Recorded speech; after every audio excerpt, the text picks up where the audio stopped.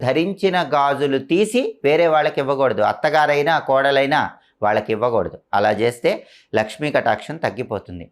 అలాగే రోజు ఆడవాళ్ళు కాటుక పెట్టుకోవాలి. కాటుక పెట్టుకుంటే లక్ష్మీప్రదం. అయితే ఎవరైనా ముత్తైదువులు ఇంటికి వచ్చినప్పుడు వాళ్ళకి కాటుక పెట్టడానికి మాత్రం ప్రత్యేకమైనటువంటి కాటుక భరిణెను ఉపయోగించాలి. మీరు రోజు కాటుక పెట్టుకునే కాటుక భరిణెలో కాటుక వేరే ముత్తైదువులకి ఇవ్వకూడదు. వాళ్ళ కోసం ప్రత్యేకంగా వేరే కాటుక భరిణె ఉంచాలి.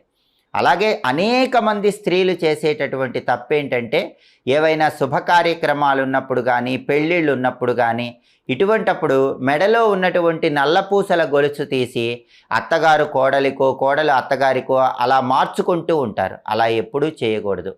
స్నేహితురాండ్లకు ఇస్తూ ఉంటారు. అలా అస్సలు చేయకూడదు.